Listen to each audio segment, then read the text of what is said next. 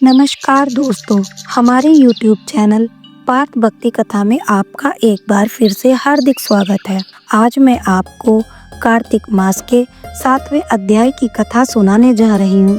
कृपया करके ध्यान पूर्वक सुनिए।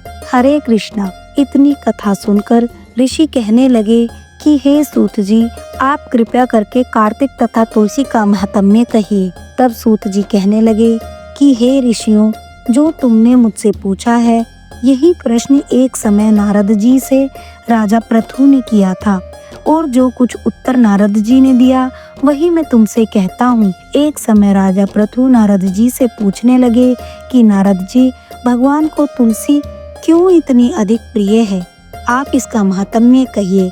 तब नारद जी कहने लगे कि एक समय राजा इंद्र बहुत से देवताओं और अप्सराओं सहित महादेव जी के दर्शनों को गया। सो जब कैलाश में पहुँचे तब एक बड़े भारी आकार वाले और भयंकर नेत्रों वाले पुरुष को देखकर इंद्र ने पूछा कि तू कौन है और शिव कहाँ है। जब कई बार पूछने पर भी उसने कोई उत्तर नहीं दिया तो इंद्र ने क्रोध में आकर अपना वज्र उसके कंठ पर मारा, जिससे उसका कंठ नीला हो गया, परंतु इंद्र का वज्र भी भस्म हो गया। फिर उसकी आंख से ऐसी प्रचंड अग्नि निकली मानो इंद्र सहित सारे संसार को भस्म कर देगी। ऐसी स्थिति देखकर बृहस्पति जी हाथ जोड़कर और इंद्र को दंडाकार झुकाकर भगवान शिव की स्तुति करने लगे कि हे देवादिदेव, त्रिपुरासुर तथा अकासुर का नाश करने वाले, यज्ञ का फल देने वाले त्रिपुरारी, आपको नमस्कार है। ब्राह्मणों की रक्षा करने वाले, आपको नमस्कार है। नारद कहने लगे कि हे राजा पृथु, इस प्रकार स्तुति सुनने पर श्री महादेव जी ने त्रिलोकी को दग्ध कर देने वाली अग्नि को शांत कर दिया और कहने लगे कि हे देवताओं, वर मांगो। मैं आपकी स्तुति सुनकर अति प्रसन्न हुआ हूँ। हमने इंद्र को जीवन दान दिया। हे बृहस्पति जी, आज से तुम्हारा नाम भी जीव होगा। बृहस्पति जी कहने लगे कि यदि आप प्रसन्न हैं तो इंद्र की रक्षा कीजिए और संसार का दाह कर सकने वाली अग्नि जो आपके नेत्र से उत्पन्न हुई है उसको शांत करिए। तब शिव कहने लगे कि नेत्र से निकली हुई अग्नि वापस कैसे जाए, अतः अब हम इसको दूर फेंकते हैं। ऐसा कहकर अग्नि को हाथ में लेकर समुद्र में फेंक दिया। वह गंगा के संगम गंगा सागर में जाकर गिरी और बालक होकर रोने लगी। उसके रोने के शब्द से पृथ्वी कांपने लगी तथा सातों लोग बहरे हो गए। ऐसा आश्चर्य देखकर वहां पर आए हुए ब्रह्मा जी समुद्र की गोद में बालक देखकर आश्चर्य से पूछने लगे कि यह बालक किसका है। समुद्र ने बड़े आदर से बालक को उठाकर ब्रह्मा जी की गोद में दे दिया और कहने लगे कि यह मेरा पुत्र गंगा से उत्पन्न हुआ है, आप इसके जातक्रम कराइए। फिर उस बालक ने ब्रह्मा जी की दाढ़ी पकड़कर इस जोर से मरोड़ी कि ब्रह्मा जी के नेत्रों में आंसू आ गए।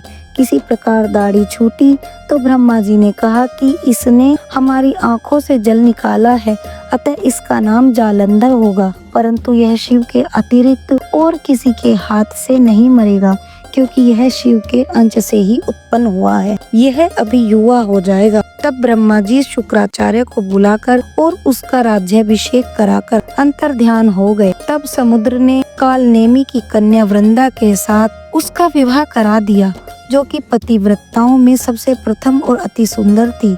परम सुंदरी वृंदा के साथ विवाह कर जालंधर अति प्रसन्नता से दिन बिताने लगे। तब जालंधर घर में आता तो वृंदा अपने हाथों से पंखा झलाती, पाद्य अर्घ्य याचमन उसको अर्पण करती। वह अपने पति को नारायण समझकर उसकी सेवा किया करती थी।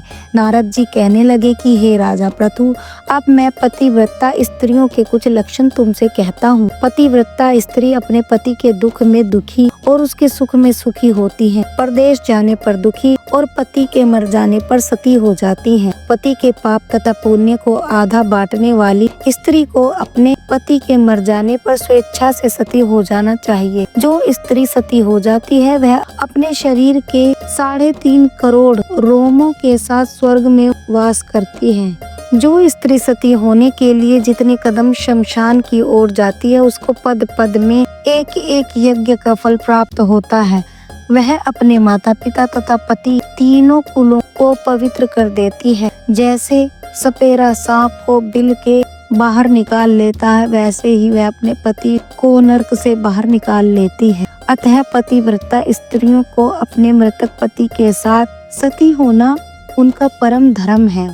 इतना कहकर नारद जी बोले, हे राजा पृथु, देवताओं से डरकर जो सब दैत्य पाताल से भाग गए, वे जालंधर का अभाव पाकर फिर पृथ्वी पर उठकर घूमने लगे।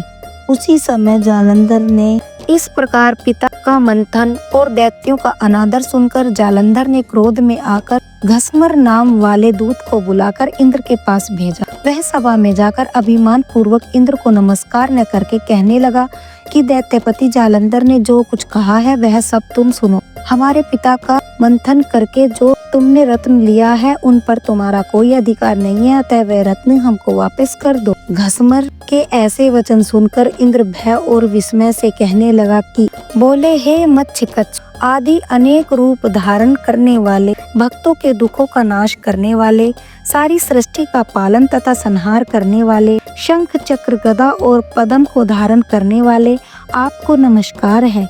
हे लक्ष्मीपति, दैत्यों का नाश करने वाले, पीतांबरधारी, शरणागतों के रक्षक, आपको नमस्कार है। जालंधर दैत्य से दुखित देवताओं के संताप को हरने वाले, सूर्य और चंद्रमा दो नेत्रों वाले, आपको नमस्कार है। नारद कहने लगे कि हे राजा पृथु, जो कोई भगवान की इस संकट नाशक स्तुति को पढ़ता है उसके संकट नाश को प्राप्त हो जाते हैं। भगवान विष्णु देवताओं की स्तुति सुन और उनको दुखी जानकर शीघ्रता से गरुड़ पर सवार होकर जाने लगे। तो लक्ष्मी जी ने पूछा कि भगवान आप कहाँ जा रहे हैं? तब उन्होंने उत्तर दिया कि तुम्हारे भाई जालंधर से पीड़ित देवताओं की सहायता के निमित्त जा रहा हूँ। तब लक्ष्मी जी कहने लगी कि हे भगवान, मैं आपकी परम प्रिया हूँ, तब आप मेरे भाई को कैसे मारेंगे? तब भगवान ने कहा कि शंकर से उत्पन्न और ब्रह्मा के कवच से हम जालंधर को कदापि नहीं मारेंगे। ऐसा कहकर शंख चक्र और खड्ग लेकर जालंधर के साथ युद्ध करने के लिए चल दिए। जिस समय भगवान युद्ध करने के लिए गए तो बहुत से दैत्य गरुड़ के पंखों के वेग से ही मारे गए।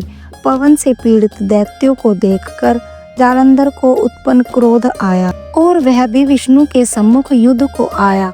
उस समय भगवान विष्णु और जालंधर दैत्य का महाघोर युद्ध हुआ।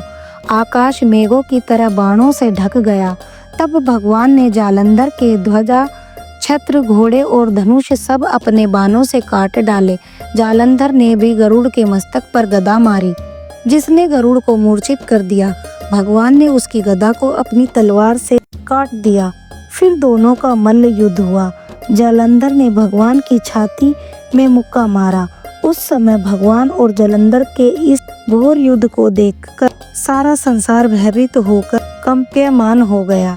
तब भगवान विष्णु ने कहा कि हे दैत्यराज, तुम्हारा और हमारा युद्ध ठीक नहीं, क्योंकि तुम लक्ष्मी के भाई हो। तब जालंधर ने कहा, यदि आप प्रसन्न हैं तो मुझको यही वरदान दे कि लक्ष्मी जी तथा अपने गणों सहित आप मेरे घर में वास करो। एवमस्तु ऐसा ही होगा कहकर भगवान लक्ष्मी जी सहित जालंधर नगर में चले गए। तब जालंधर देवताओं के स्थान पर सब दैत्यों को नियुक्त करके जालंधर नगर में निवास करने लगा और देव, गंधर्व, किन्नर, यक्ष आदि के पास जो भी रत्न थे वे सब अपने अधिकार में करके निशुंभ को शासन करने के लिए पाताल में भेज दिया।